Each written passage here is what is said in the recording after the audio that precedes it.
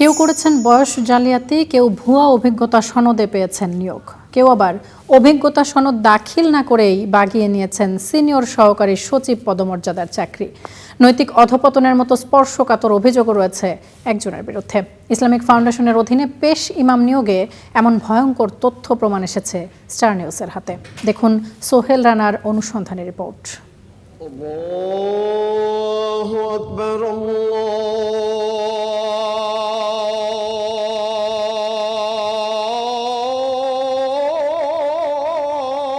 2006 সালে জাতীয় মসজিদ বায়তুল মোকাররমে পেশ ইমাম পদে আবেদন করেন মাওলানা মুফতি আহসানুল্লাহ। সর্বোচ্চ নম্বর পেলেও নিয়োগ পাননি তিনি।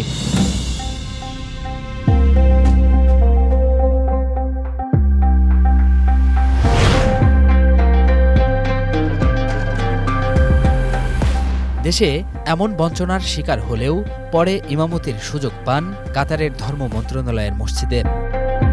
যারা কর্মকর্তা ছিল তাদের যোগসাজশ এবং তার যোগসাজশের জালিয়াতি দুর্নীতি করার কারণে সে নিয়োগপ্রাপ্ত হয়েছে।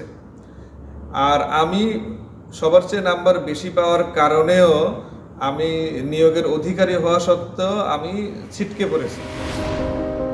2012 সালে সর্বোচ্চ নম্বর পেয়েছিলেন বাগেরহাটের মাওলানা ইলিয়াস হোসেনও।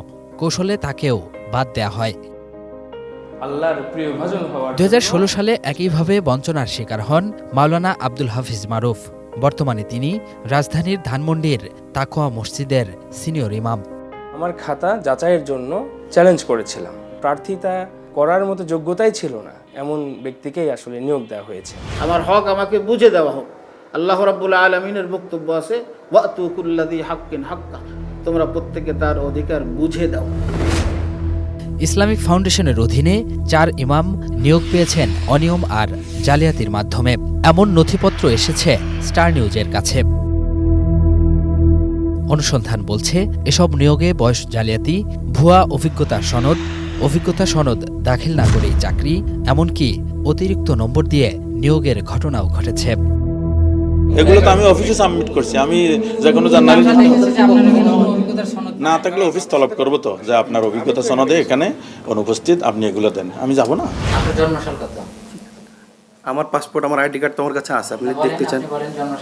হ্যাঁ, 3/1987।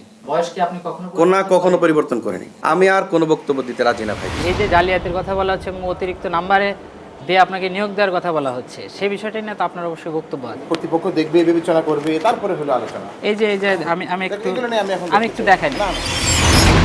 2012 সালে দুর্নীতির অভিযোগ থাকা ইমাম পদে 2 জনের নিয়োগে সই করেননি ইসলামিক ফাউন্ডেশনের তৎকালীন সচিব ও সিলেকশন কমিটির সদস্য সচিব রেজাউল করিম। তার সাথেও কথা বলেছে স্টার নিউজ। নিয়োগ তো বৈধই না। 2 জনকে দায়িত্ব দেওয়া হয়েছিল যে আপনারা বিবেচনা করেন, তাদের ইন্টারভিউ নেন, আরবিতে সব কিছু ধরেন পারে কিনা। তারা তাদের বিবেচনায় তারা যোগ্য ছিল না। তারা বলছে যে না, হ্যাঁ ওনারা এইভাবে আমাদেরকে দিছিল। কিন্তু ডিজি সে কথা তার একেবারে কর্ণপাত করেনি। সে তার ইচ্ছামতো মাইনর বানায় তাদেরকে নিয়োগ দিয়ে দিয়েছে। এই কারণে আমি সেখানে স্বাক্ষর করি নাই। জালিয়াতি করে ইমাম নিয়োগের ঘটনায় 5টি তদন্ত কমিটি গঠন করে ধর্ম মন্ত্রণালয় ও ইসলামিক ফাউন্ডেশন। তবে প্রতিবেদন দিয়েছে মাত্র 1টি কমিটি। আশ্চর্যের বিষয়, ওই প্রতিবেদনের সুপারিশও মানা হয়নি। মূলত টোটাল জিনিসটা দেখতেছে, তাদের বিরুদ্ধে অ্যাকশনে যাব। যাদের জালিয়াতি সনদ নাই, অথচ ভুয়া সনদ দেখে চাকরি নিয়েছে, টোটালটাই আসছে। আর একটা আসছে যে যিনি সিনিয়র পেশ ইমাম হওয়ার যোগ্য না, তাকে সিনিয়র পেশ ইমাম বানানো।